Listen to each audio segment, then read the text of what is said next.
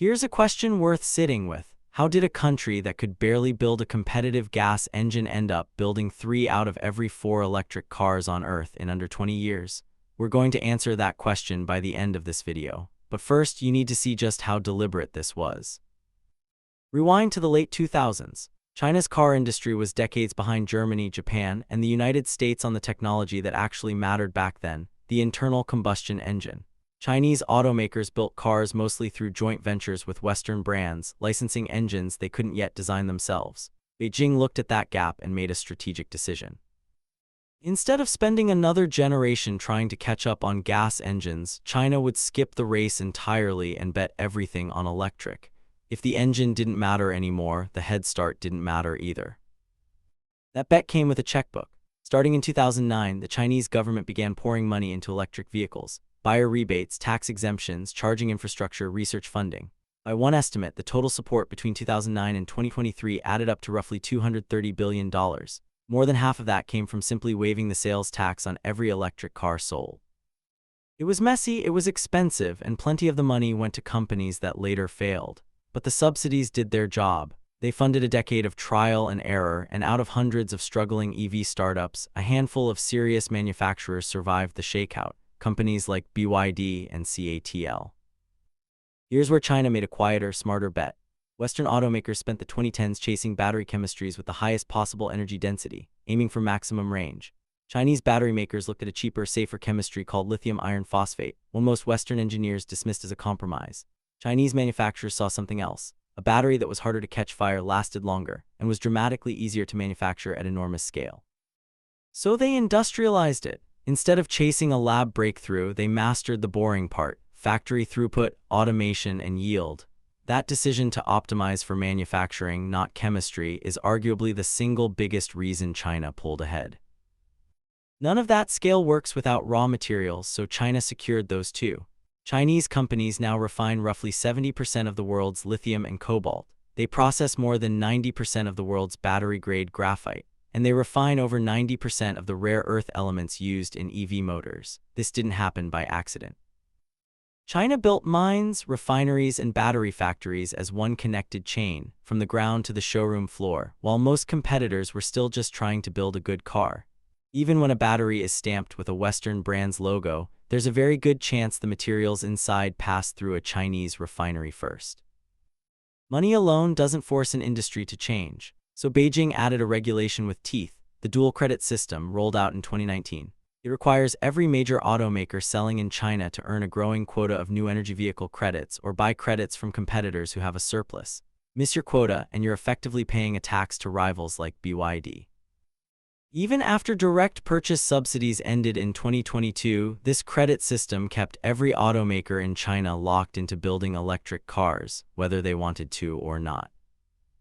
Then in 2019, an unexpected accelerant arrived: Tesla. Tesla built its Shanghai gigafactory and demanded the same precision from local suppliers that it demanded in California.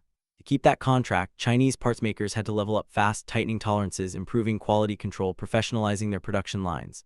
Once those suppliers hit Tesla-grade standards, they didn't stop working for Tesla. They started supplying everyone. BYD, CATL, and a wave of smaller Chinese EV brands suddenly had access to a domestic supplier base that had just been forced to become world-class, almost overnight and largely for free. By 2022, China had built more battery manufacturing capacity than the rest of the world combined, nearly 77% of the global total. 6 of the 10 biggest battery makers on Earth were now Chinese. By 2025, 6 Chinese battery companies alone controlled almost 69% of every electric vehicle battery installed worldwide. China had gone from a country assembling cars for other brands to manufacturing roughly 3/4 of the world's electric vehicles, start to finish, on its own soil. But total dominance came with a hangover. Chinese factories are now built to produce over 46 million vehicles a year. Domestic buyers are only expected to purchase around 28 million. In 2025 alone, China produced 16 million electric cars, about 20% more than its own market could absorb. That's not a small mismatch. That's an entire industry building far more cars than its home country will ever buy, and a factory that isn't selling what it makes has exactly 2 choices: slow down and lay people off, or find somewhere else in the world to sell the surplus. China chose the second option aggressively. In just the first half of 2026, China exported over 5 million vehicles overseas, up 65% from the year before. Electric vehicle exports alone more than doubled. At the same time, domestic EV sales inside China actually fell 13% that same period as subsidies dried up. Only a handful of Chinese EV brands are even turning a profit at home right now, so the surplus doesn't stay home. It gets loaded onto ships and it lands in showrooms from Mexico City to Manila to Munich, usually undercutting local prices by a wide margin. Naturally, other countries noticed. Mexico raised tariffs on Chinese electric vehicles to 50% starting this year. Brazil brought back tariffs it had previously dropped. India capped how long importers can dodge duties. Across Southeast Asia, tariff exemptions that Chinese automakers relied on quietly expired. This is the part of the story that rarely makes headlines. The same overcapacity that made China the world's EV factory floor is now the thing triggering a wave of trade barriers built specifically to keep its cars out. So Chinese automakers are adapting again. Instead of just shipping finished cars across tariff walls, they're building factories on the other side of them. BYD is now manufacturing electric cars in Hungary. XPeng is building vehicles inside a Magna Steyr plant in Austria. CATL partnered with Ford on a lithium iron phosphate battery plant in Michigan. Altogether, Chinese automakers have poured more than $100 billion into overseas EV and battery investment since 2019. The factories are simply moving to wherever the tariffs can't reach them. So back to that question.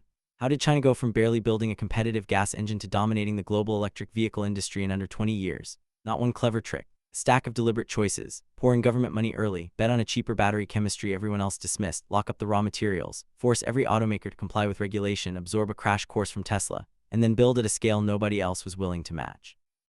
That same scale is now creating a new problem, a flood of cars the world isn't sure it wants. If you want to understand where the next trade war is headed, keep an eye on this one. Like this video and subscribe if you want more stories like it.